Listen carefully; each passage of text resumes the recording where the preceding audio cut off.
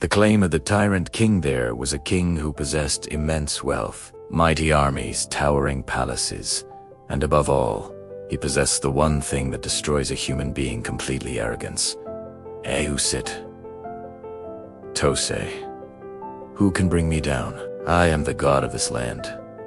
But one night, something shook Babylon, something no mind could ever imagine. Not the strike of a sword, not the attack of arrows, not the power of a massive army, just a creature so small it could not even be seen, before which Nimrod his millions stood helpless, and in the end, they were all reduced to dust. Near the land of ancient Iraq, Babylon, there existed a kingdom ruled by only one command: Nimrod. The Holy Quran does not mention his personal name, but according to Tafsir Ibn Kathir and historical narrations, this tyrant ruler was Nimrod, a powerful and deeply arrogant king. People trembled at the sound of his footsteps.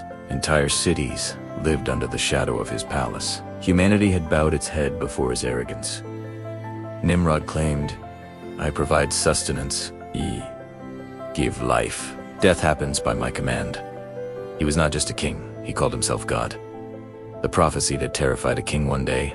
A court astrologer came to Nimrod and said, "A child is about to be born who will shatter your kingdom and destroy your claim of godhood." Even in his golden palace, Nimrod's face turned pale. He ordered, "No mother shall give birth. Every newborn child must be killed."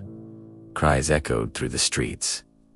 Mothers wept. The footsteps of oppression soaked the land in blood. But when Allah decides to protect someone, he closes every door of the world and opens one special door of his own. The mother of Prophet Ibrahim AS took refuge in a mountain cave. Deep silence surrounded her. Then suddenly light, a radiant divine light, filled the cave. Prophet Ibrahim AS was born. His upbringing took place in silence, hidden within the darkness of the cave. While the world outside was drowning in oppression, Allah was preparing a light that would change the destiny of generations to come. Question for today: which prophet could speak with animals and jinn? Write your answer in the comments, and subscribe if you haven't, so this message continues to reach you. Jazakallah who care.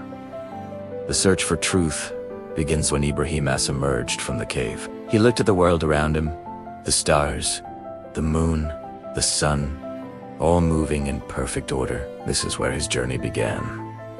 According to the Quran, his father's name was Azar, a renowned idol maker and head of an idol workshop. Ibrahim AS grew up in a household of idol worship. From childhood, he observed everything deeply. One question remained on his tongue: what is the truth? Who is placing this awareness inside my heart? That question would make him great. His people worshipped stars, considered the moon their god, bowed before the sun. But all of them disappeared. Ibrahim's heart called out, "These are temporary. God cannot be temporary." People passed by idols, bowed before them, begged for help. Ibrahim AS stood silently watching. One day, he asked his people, "Can these stones hear you?" The people laughed. "These are the gods of our ancestors," they replied. He said, "They cannot protect you from harm, nor can they benefit you. Then why do you worship them?" Anger spread among the people. "Oh, Ibrahim, your tongue is too sharp, but this is the tradition of our forefathers." Yet Ibrahim AS did not stop. His mission was Tawheed, the oneness of Allah. Day and night, he went door to door, saying, "Your Lord is the one who created the heavens, the earth, the stars, the sun, everything."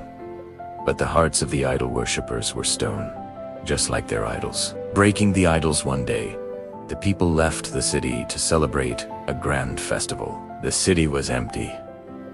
Ibrahim AS entered their place of worship. Silence echoed beneath the domes. Stone idols stood a burden carried on people's shoulders for centuries. He took a deep breath. Today, they must answer. One by one, he smashed the idols with his axe. Some fell to the ground, some shattered into pieces. Finally, he placed the axe on the shoulder of the largest idol. When the people returned, they screamed in horror. "Who did this?" Someone said, "There is a young man named Ibrahim who speaks against our gods." Ibrahim AS was summoned to court. They asked him, "O Ibrahim, did you do this?" He replied calmly, "Us, the biggest idol. Perhaps he can tell you who broke the others." The people exploded in anger. "You know they cannot speak." His reply shook the city walls. When you know they cannot speak, cannot walk, cannot benefit, cannot harm, then why do you take them as gods? His words echoed through the air and reached the palace of Nimrod. Ibrahim AS versus Nimrod. Ibrahim AS was brought before Nimrod. This was no ordinary meeting. On one side, throne, crown, army, power. On the other, a lone prophet, armed with faith and certainty. Nimrod thundered, "You deny my godhood." Ibrahim AS replied gently, "My Lord is the one who gives life and causes death." Nimrod laughed, "I can do that too." He summoned 2 prisoners, freed one, ordered the execution of the other. "See, I give life and death." Then Ibrahim AS said a single sentence that shattered the palace walls. "My Lord brings the sun from the east. If you are God, bring it from the west." Silence fell. Even the air froze. The Quran says, "The disbeliever was stunned. Nimrod's arrogance shook for the first time. Truth gives only 2 choices, submit or destroy." Nimrod chose destruction. Thrown into the fire, he ordered the greatest fire ever lit on earth. So much wood was gathered that it formed mountains. The flames touched the sky. The heat was so intense that birds could not fly near it. A massive catapult was built. Abraham's hands were tied. The tyrants laughed. Nimrod watched with pride. Ibrahim AS was hurled into the fire. The earth held its breath. The heavens fell silent. Then the divine command descended. "Oh, fire! Be cool and safe for Ibrahim."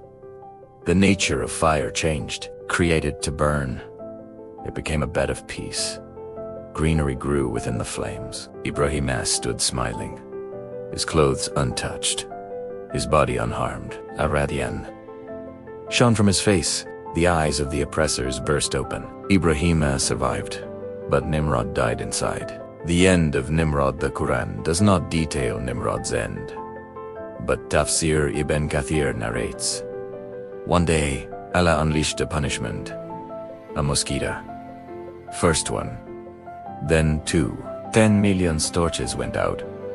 Horses panicked. Soldiers screamed. A creature insignificant in human eyes crushed a mighty army. Nimrod fled, but one mosquito entered his nose. Pain exploded in his head. The mountain of arrogance collapsed under a drop of suffering.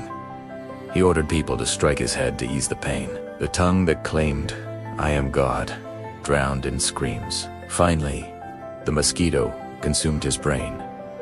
His breath stopped. His end was humiliating. Lesson for today: this story is not history. It is happening every day. Even today, people boast of wealth, power, and authority. A voice whispers, "I am the law." But the Lord who destroyed Nimrod with a mosquito can shatter our arrogance with anything. Ask your heart, is there a small Nimrod hiding inside me? If yes, ignite the light of Tawheed. Share your thoughts in the comments.